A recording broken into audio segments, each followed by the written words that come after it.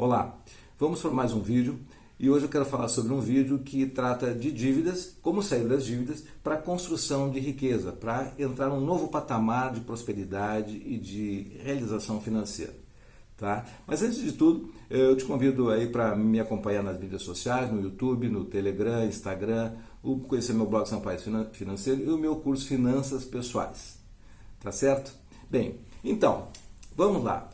Falar das dívidas, como sair delas, o que causam as dívidas, como fazer um plano. Então, essas etapas todas para, de vez, deixar isso enterrado e viver sem dívidas. Tá? Essa é uma situação que aflige muita gente. Tá? Bom, basicamente, a primeira coisa que eu acho importante é que nessa introdução fazer um parêntese dizendo o seguinte: todos nós nascemos com o direito divino da riqueza, tá? E que a dívida foi algo que foi criado, que foi instalado aí como uma instituição em que pegou milhões de pessoas e que afeta esse processo de crescimento e prosperidade, que é a condição natural de viver nesse planeta Terra. É o que eu acredito e que eu quero que todos tenham isso também em mente. Tá? Bem, bom, então essa é a introdução. Então, dívida para lá e para a gente poder limpar o caminho para a riqueza, para a prosperidade. Tá? Essa é a proposta. Bom, uma analogia com dívida é a questão de... dívida é uma doença, ou seja, a saúde. Quando se tem uma doença física, se tem um equivalente não à dívida na questão da saúde financeira. Tá? Bom, a boa notícia é que, como todas essas situações, tem um remédio. Tem um remédio que eu vou falar em seguida. Tá? E essa, então, é a boa notícia. Para a dívida tem vacina. Bom, então, só tomar o remédio certo e se cuidar, tá? Porque não adianta tomar o remédio e continuar fazendo as mesmas loucuras que se fazem por aí, tá? Bem, então o caminho disso, o próximo passo, depois dessa conscientização de que é um direito que temos de riqueza, que é uma doença curável, tá? O outro passo seria as causas. Quais as causas? E por que saber as causas? Porque no universo, na nossa vida, tudo tem uma razão de ser. Não existe coincidência, não existe acidente de percurso. Na verdade, existe uma causa. Que causas são essas? Bom, de forma mais institucional, eu vou pegar dois pontos aqui. De um lado de uma dívida tem o credor, né, que quer receber, e do outro lado o devedor. As causas, então, de desacordo que existem aí, é que o credor, ele fez um contrato com o devedor. E o credor, amparado por lei, ele vai querer receber essa parte que ele tem direito no decorrer do tempo. Acontece que existe, por exemplo, quando se faz uma dívida, juros e juros compostos, juros sobre juros. Com o tempo, uma dívida de longo prazo, médio prazo, ela se torna impagável. Bom, às vezes se paga 2, 3 vezes o bem que você adquiriu, tá? Dependendo do tempo que ele fica financiado.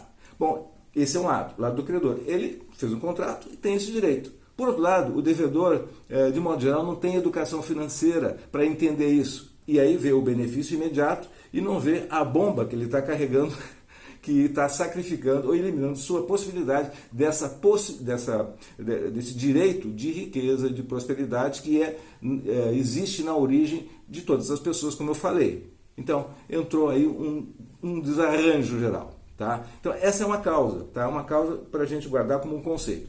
Outra causa que existe é de que lição se pode tirar de uma situação de dívida. Essa é uma situação muito particular. Né? Houve um descontrole por conta de não querer esperar o tempo certo, onde se tem o dinheiro e comprar à vista, e antes disso fazer uma dívida e trazer o benefício e depois ficar pagando, mesmo que sem se dar conta, comprometendo o futuro. Então, isso é uma lição para ser aprendido num momento como esse.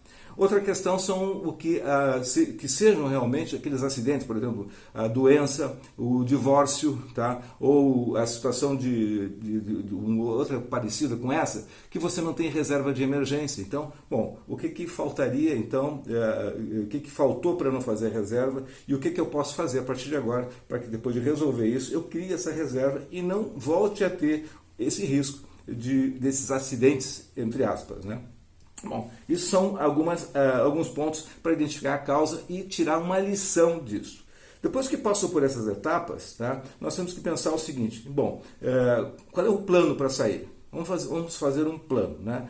E uma ideia que é importante nessa fase é quando você começa a analisar a situação de dívida. Quando chega na fase do plano, não ficar só no plano assim, material, de definir valores, como é que vai pagar, negociação, isso entra junto, eu vou falar em seguida. Mas existe uma ideia de que você está fazendo isso com um grande objetivo. E que esse objetivo seja algo que faça você vibrar positivamente. Ou seja, eu estou fazendo isso, que eu estou tratando uma questão dolorosa, mas ele vai me levar para uma situação desejada de felicidade, de mudança, em que vai ter um benefício muito maior ali na frente. Então é uma questão mental, de abrir a mente para esse lado positivo e não mergulhar na dificuldade, no problema e achar que isso é um caso terminal. Não. Então, essa é uma questão, nesse momento, assim, de fazer o plano. Bom, esse plano, o que seria prático? Bom, aquelas coisas de praxe. Cortar o cartão de crédito, né? Aquele cartãozinho, né, de plástico, terminar com ele, deixar ele guardado, não comprar mais nada a prazo, de guardar o seu talão de cheque, fazer um orçamento rigoroso, identificando as despesas que tem, qual é o seu padrão de vida. Então, é hora de sentar e tomar consciência dessa realidade, esse raio-x das finanças. Se você vive numa família, faça com a família. Bom, em cima disso, rever então aquilo que é supérfluo, a questão de supermercados, que bens eu poderia dispor para vender e gerar dinheiro para fazer então esse bolo não só de imediato para usar para fazer uma proposta para o credor ou para guardar para um segundo momento fazer uma proposta mais vigorosa com outras poupanças que eu posso fazer. Então o plano está em tomada de consciência agora de forma objetiva, né? Bom, então você está se preparando para uma nova vida, essa que é a verdade. Então tudo isso é uma nova vida. Bom, mudar o estilo de vida pode fazer parte desse momento. Você vai ter que diminuir daqui a pouco, vendendo coisas, diminuindo certas necessidades que você, entre aspas, tinha, né? Agora você vai suspender temporariamente até resolver essa questão. Passado por isso, é importante também, eu gosto muito de trabalhar afirmações. Você pode dizer ao mesmo tempo, uma frase que eu acho boa para dívida é o seguinte: dívidas nunca mais. Faça lá uma musiquinha, dívidas nunca mais, riqueza e prosperidade vão me trazer a paz. Então não rima muito bem, mas fica alguma coisa no sentido assim de que, brincando, você se eleva para outro patamar. Tá? O patamar da solução, o patamar de resolver essa questão. Bom, em termos práticos, né, ainda agora você vai trabalhar em cima de um orçamento, você vai ser rigoroso, você vai gerar então nas suas contas mensais uma poupança a mais, eliminando dívidas que você não, ou despesas, melhor dizendo, que você não via antes, para esses valores você então guardar para fazer a sua proposta final para o credor, que é a última fase dessa etapa, é você sentar com o seu credor e fazer uma proposta. Bom, junto disso, você vai identificar quanto da sua renda você vai disponibilizar para a dívida. Um percentual, no máximo 30%. Tá? O resto é para a sua vida, você vai resolver, então vai economizar um pouquinho, e esse pouquinho vai servir para que aos poucos você liquide as dívidas e que você tenha 100% disponível para você. Tá? Esse negócio de, em algum momento futuro, você pode se visualizar sem estar trabalhando, passando dinheiro para pagar dívida, para pagar juros. Bom, esse é um ponto. Então, a poupança e o levantamento das dívidas, claro, tem que fazer para poder negociar. Então, você vai ver quais são as dívidas, vai somar todas elas. Depois, do lado dessa soma de cada uma delas, você coloca qual é a taxa de juros, tá? Quanto é que você tem de juros por mês e qual é a parcela mensal de cada uma delas. Tá? Bom, com esse quadrinho você vai conseguir visualizar então aquelas que você vai pagar primeiro. Primeiro as de maiores juros, né?